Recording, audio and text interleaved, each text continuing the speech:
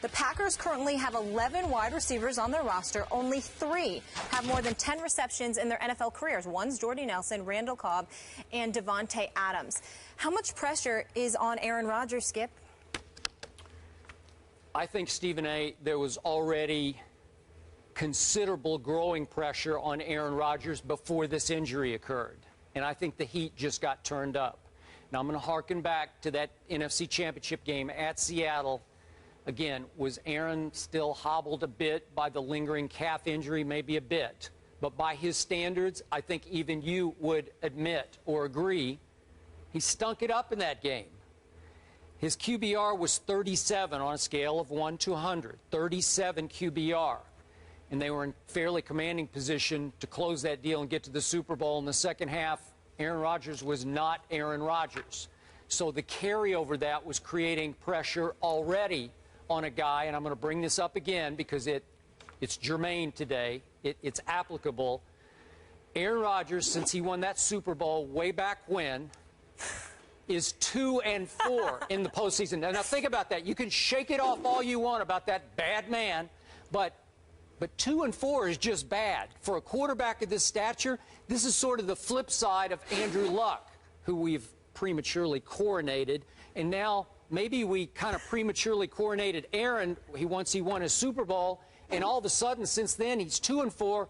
And he very well should have been 1-4 because my Dallas Cowboys won the game. Because clearly, as everybody in the world knows, that was a catch. Everybody knows it, Stephen A. So, again, could Aaron Rodgers have come back and won that game? Maybe he could have. But he was really limpy that game. And I think my Cowboys would have closed that deal and gone on to Seattle and beaten Seattle up there as they already had in the regular season. And then who knows what would have happened in the Super Bowl.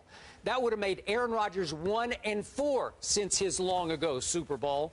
So I'm starting to wonder, because we always debate this, Tom Brady versus Aaron Rodgers, all of a sudden, now the playing field's level between those two. For the first time, Aaron Rodgers has receivers sort of on par with Brady's receivers. Tom Brady's never had that one wideout, except, of course, for Randy Moss, 07, 08, 09. In his entire career, with 4 Super Bowl rings, that #1 receiver he has never had, that difference maker, and Aaron Rodgers has had Donald Driver and Greg Jennings, then on to, obviously, Jordy. He had Jermichael Finley for 3 big years before he got hurt. Obviously, Brady's had Gronk for 2 big years, but he's been hurt off and on. 2 full years of Gronk, though, has been spectacular. So, in the end, Tom Brady wins Super Bowl MVP thrown to a 7th-round draft choice who used to be a college quarterback in Julian Edelman, and to little Danny Amendola, an undrafted free agent. Are you kidding me? That's all you got? So now Aaron Rodgers is going to find out how Tom Brady has been living and thriving in Foxborough because he doesn't have his #1 receiver anymore. Well, if Aaron Rodgers dipped and dunked the way Tom Brady does most of the time, it wouldn't be that much of a challenge anyway. It ain't that hard to do. Maybe he better. It ain't that hard Let's to do see that. if he can. Number one, don't interrupt me. I'm talking. Yeah. Number 2, and more importantly, one of the things that I think that you continuously are just ridiculous about is this. Skip Bayless, I never recalled you comparing Mike McCarthy to Bill Belichick.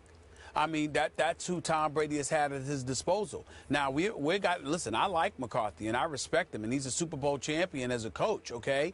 But the flip side to it is that he gave up offensive play calling duties, all right? He, got rid of the special teams coach, got rid of the dude that couldn't hold on to the onside kick and all of this other stuff. I mean, you got all of that stuff going on. There were changes that took place, within their coaching staff. The infrastructure of the Green Bay Packers is not nearly as consistent as that of the New England Patriots. When you also look at Aaron Rodgers, this was his #1 weapon. Jordy Nelson has improved every season over the last 7 years. I mean, if you look at it, the 43 touchdowns over his last 3 or 4 seasons is like 3rd behind Rob Gronkowski, and I forgot who else there was. But when you look at that and you look at the fact that he had 7 touchdowns last year for 40-plus yards, which led the NFL, this is your #1 primary threat at receiver. That's a lot to lose. Randall Cobb can pick up some of the slack, but you're going to need other guys like Davante Adams and others to pick up the slack as well. They're going to have to get open. All I'm willing to say about Aaron Rodgers is what I have continuously said. he's a bad man. And if you get open, Aaron Rodgers will get you the ball. It doesn't have to be for a second or two. It could be for a split second. You get open. Aaron Rodgers is going to get you the ball because I believe he's the best pure passer in all of football. And I believe before all is said and done, he will go down as arguably the greatest ever. He's that lethal. He's that big time. He's that pure, that gifted as a quarterback in the National Football League. This is what I believe about him. But he can't do it by himself. He's the quarterback, but receivers got to get open and catch the daggone ball when he throws it to them. You understand? Because if he's not doing that, then it's going to be a problem. I can assure you that when you're looking at him and where he's supposed to put the ball, if dudes are open, watch him find them. There's none better than him at that. Which brings me back to how we opened the show yesterday. And I must admit to you, we've been working together for what? We going on like 15 3 years. It's 3 years. What's that? 3 years. No, I mean overall. 3 years on the show. But going back, all the way back to some other network where we first started, right? Okay, 15 plus about years. 15 years. Wow. In all the time I've been with you, I think I always kid you that I feel like I know you better than you know yourself. But I usually am correct in anticipating which way you will go with the question. I'm guessing, but I'm usually correct in anticipating. Yesterday, you threw me the biggest curve you have ever thrown me. We did scale of 1 to 10 trouble. How much trouble are the Packers in without Jordy Nelson? And I thought you might say 1 because you just say he's a bad man. It just doesn't matter. And you went all the way to 9. And I had already written down 8. So you shocked me with that one because you went more trouble than I was even seeing for the bad man that is Aaron Rodgers. I think Jordy Nelson's a devastating loss. Okay, but if he's that bad of a man, if he's as great as you just detailed for me, and you keep beating me over the head with day after day after day on the show, then you should have said it was a 1, that he'll make a star out of Randall Cobb or Devontae Adams or Jared Abbrederis, right? First of all, this is first take. It ain't skip take. You got your take, I got mine. And I look at it, and there you go. Keep dreaming. The point that I'm trying to make to you big time, is this. When you look at it from the perspective of Aaron Rodgers, I'm looking at it as, are you going to be able to get open? It doesn't matter. That's all I'm thinking about. Listen, he hit you right there. You barely turn and the ball's there, so it doesn't matter. He could make me a star. I am telling you, Aaron Rodgers will show up and do what he's supposed to do. I have no doubt about that. I have questions about the receivers that he has with them. I have no questions about Aaron Rodgers. If you sit up there and do your job, Aaron Rodgers will be on the field for Green Bay, and it will look like they don't miss Jordy Nelson at all because he's a bad man. And I'm not worried about him. He needs help, though. Okay, obviously, I have defended Tom Brady on this show for many, many years.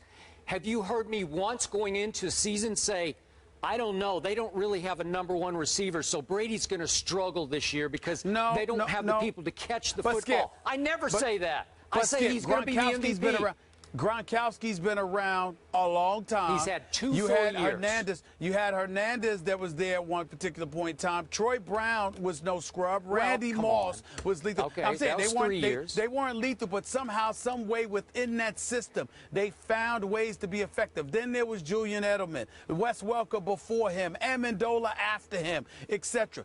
Guys played their role, fit into a system adroitly, which is why Bill Belichick is raved about as much as he's raved about, because they find a system. Matt Castle won 11 games. Without Tom Brady, Matt Castle, we ain't heard from him since. But that year that Tom Brady went out in week 1, he played for Bill Belichick in New England and won 11 games. And at that particular moment in time, we asked ourselves, how much of a beneficiary was Tom Brady from the New England Patriots system? Because we talked so much about him, but when Matt Castle won those 11 games, even though they didn't make the playoffs, he won those 11 games, and we said it could be the system. All I'm saying to you is you can't ignore that. Okay, remember, Matt Castle was coached that year by one Tom Brady.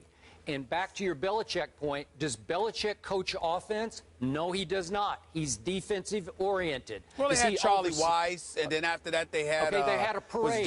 Josh McDaniels was there, and then he came back. Obviously, Bill O'Brien was there. We can go on and on. But he's had a parade because the constant is 12, number 12. Tom Brady is the guy who runs that show and makes stars out of little Julian Edelman and Amendola. But be clear, Skip. I'm telling you that I'm concerned because I think Jordy Nelson is that important. But it's not like I think that Aaron Rodgers is going to fall off the wagon and suddenly look like Jay Cutler. Aaron Rodgers will be Aaron Rodgers. Aaron Rodgers will do the things that he's supposed to do. Other guys got to step up and do their job, just like the guys in New England got to do their job for Tom Brady.